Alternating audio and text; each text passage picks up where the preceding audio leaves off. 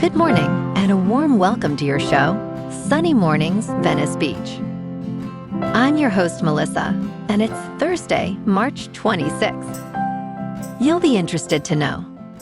73 years ago, today, in 1953, Jonas Salk announced a breakthrough vaccine that offered real protection against paralytic polio, giving families hope and medical researchers a new tool.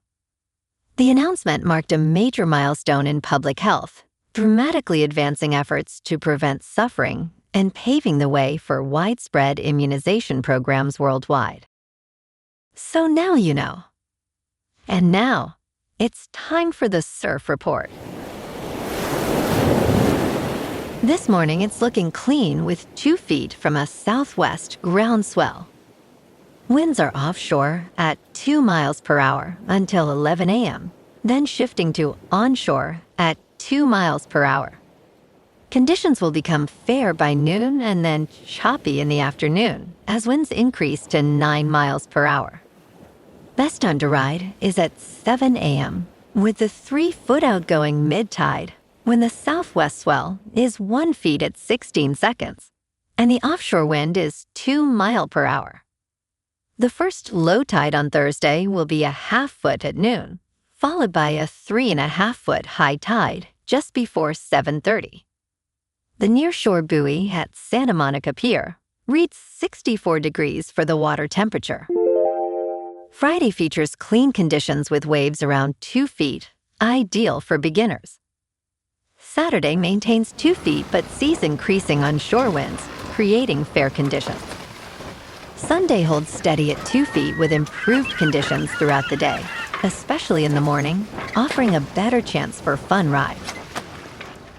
This morning, there's patchy fog, and it feels like 66 degrees with no wind. The sunset will take place at 7:10, and it will rise again tomorrow at 6:47. It looks like we're in for some patchy fog early today, clearing by mid-morning with mostly sunny skies, and a high near 69 with a light west breeze around 12 miles per hour. If you're inland, it will hit a high of 72. Tonight, expect more patchy fog after 11 with mostly cloudy skies, a low around 62, and light winds around 8 miles per hour. Looking ahead in the weather. Friday starts with patchy fog before 11 a.m., then becomes partly sunny with a high near 77 and a south-southwest breeze around 10 miles per hour. Saturday stays partly sunny near 76 with nights mostly cloudy and lows around 62. Then Sunday is mostly sunny with a high near 74 followed by mostly cloudy nights near 60. Monday remains mostly cloudy with a high near 73 and a low around 60. Bonjour, food enthusiasts. This podcast is brought to you by Versailles Cafe and Pastries in Encinitas. Nestled on El Camino Real South, just north of Encinitas Boulevard, this cafe is a haven for culinary delights. Indulge in their amazing Eggs Benedict or their gluten-free crepes. You can grab a panini for lunch or just breeze on through to get your morning coffee. They are open every day from 8 to 5. So stop on by and don't forget to tell them Sunny Morning sent you. In local news, the Chevron station at the edge of Chinatown is notorious for its jaw-dropping gas prices, currently charging nearly $9 a gallon, which is $3 more than the average price in the Los Angeles area of $5. This station has long been a go-to spot for news crews and social media influencers, especially during price surges caused by global events like the recent conflict in Iran. Despite the high costs, customers continue to flock to the station, drawn by its location and convenience. As one customer lamented, "I assumed it would be really high prices given what's going on in the world, but it's really expensive."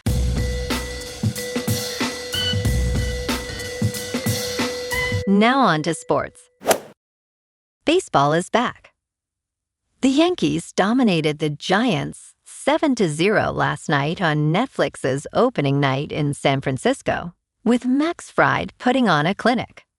The lefty threw 6 and a third shutout innings, allowing just 2 hits as New York's bats came alive in the second inning.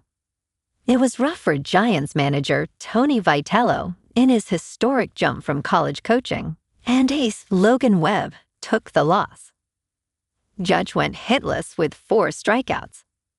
Switching to March Madness, the Sweet 16 kicks off tonight with some serious storylines. Number 11 Texas faces number 2 Purdue at 7 Eastern, with the Longhorns the only double-digit seed remaining. Iowa, back in the Sweet 16 for the first time since 1999, takes on Nebraska at 7 on TBS. In local sports, the Lakers host Brooklyn tonight at Crypto.com Arena at 7:30, looking to build on yesterday's statement, win over Indiana. LA dominated the Pacers 137-130, with Luka Doncic dropping 43 points and Austin Reeves adding 25. The Purple and Gold have won 10 of their last 11, but they'll be without some key contributors. Marcus Smart, Rui Hachimura, and DeAndre Ayton are all ruled out with injuries. Expect Jackson Hayes and the bench depth to step up. Meanwhile, it's opening day for baseball, and the Dodgers host Arizona at Dodger Stadium at 5:30. World Series MVP Yoshinobu Yamamoto takes the mound for the defending champs, with Shohei Ohtani leading off as DH. LA is dealing with a significant injury list. Blake Snell, Tommy Edman, and several relievers are down, but Edwin Diaz anchors the ninth in save situations. The Dodgers finalized their opening roster Wednesday, bringing up prospect Alex Freeland and giving young catcher Dalton Rushing his first opening day. Over on the ice, the Kings are in Vancouver tonight at 7, desperately needing a win. LA has dropped 4 straight and trails Nashville by 2 points for the final wild card spot. With Kopitar in his final season, the playoffs are must-have from here on out. In top news, safety advocates are encouraged by 2 recent jury decisions ordering millions in damages against big tech companies, including Meta and YouTube, over claims of addiction and endangerment. A Los Angeles jury found Meta negligent, awarding $6 million to a young woman who alleged addiction to their platforms as a child. This follows a New Mexico jury ordering Meta to pay $375 million for endangering children. Experts suggest these verdicts signal potential changes in legal protections for tech firms, with many more cases pending. Senator Marsha Blackburn emphasized the need for Congress to enact child safety legislation in light of these findings.